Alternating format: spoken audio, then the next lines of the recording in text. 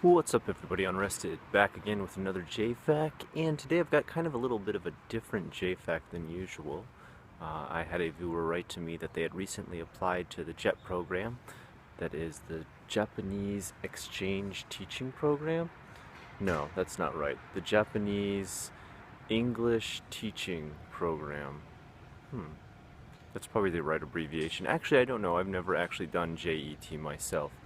I myself came over here with an Eikaiwa, which means English Conversation School. My Argonauts is a good J-vlogger to check out if you really want to learn about the JET program. He has done it himself.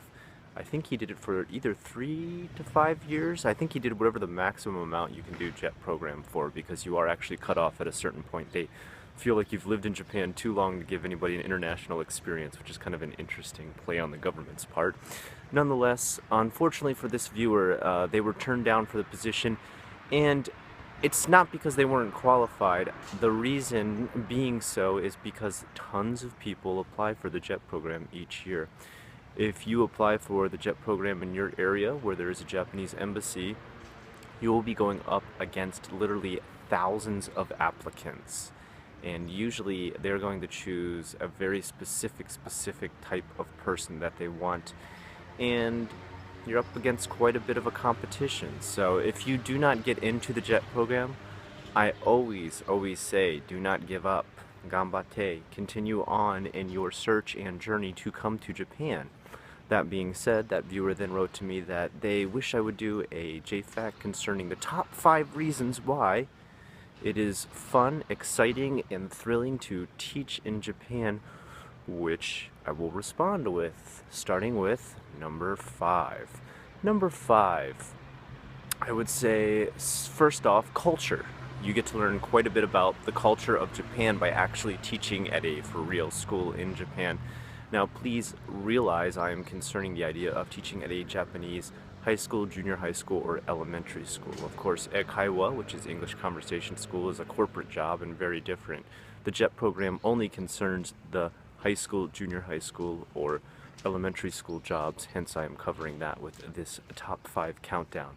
So culture within those schools, perhaps if you've watched anime in the past such as Usagi Drop or K-On!, you are interested in what actual real school life is like in Japan for students and kids growing up in the environment of Japan's culture.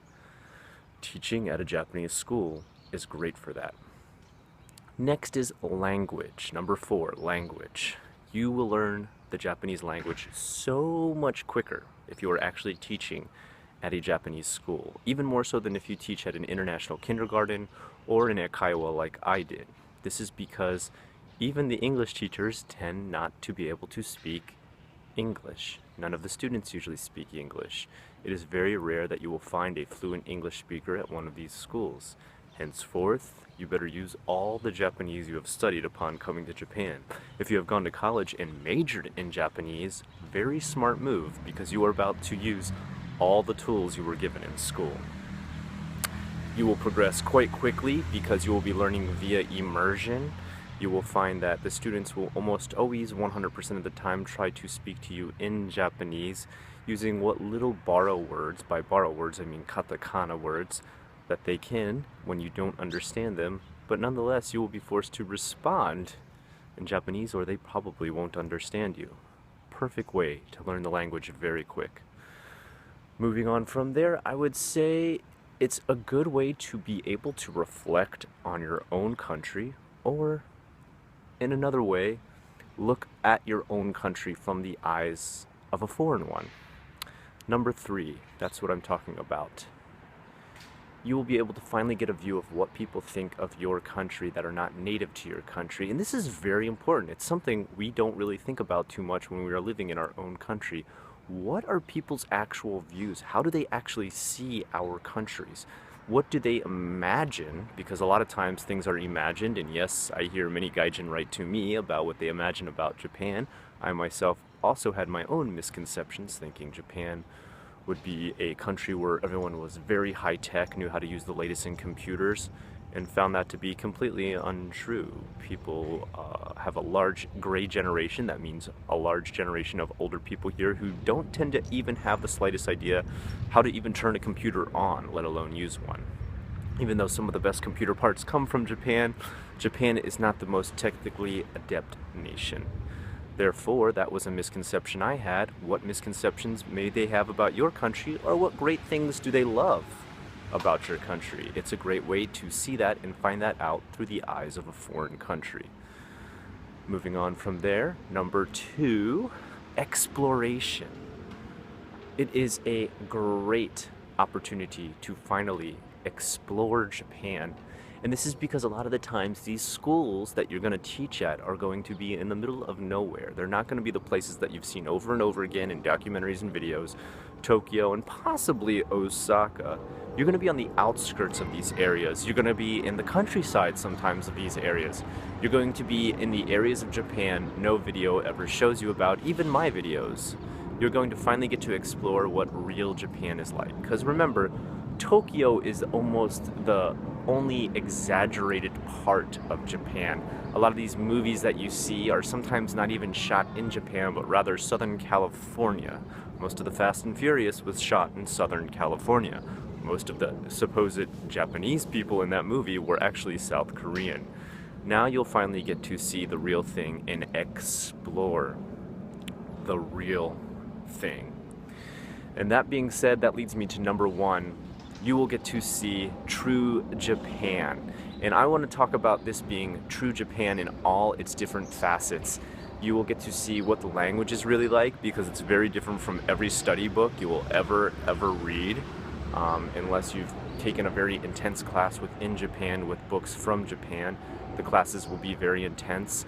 If you ever try to study a book that's about Japanese written by a gaijin, you'll find almost 100% of the time most of those books are either completely outdated, wrong, or too polite for what is actually spoken in Japan. You'll get to learn the real language of Japan.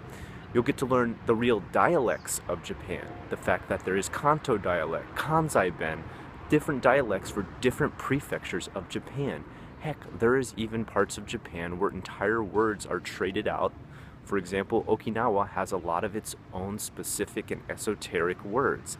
This is what you'll finally get to learn if you come to Japan, teach in Japan, and learn what the real Japan is. So number 1, the best reason to learn what the real Japan is. My videos can only take you so far. The internet can only take you so far. Documentaries can only take you so far.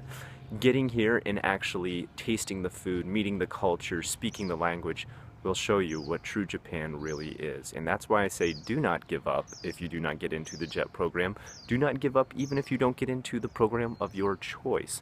Please remember there is multiple options for coming to Japan and teaching in Japan.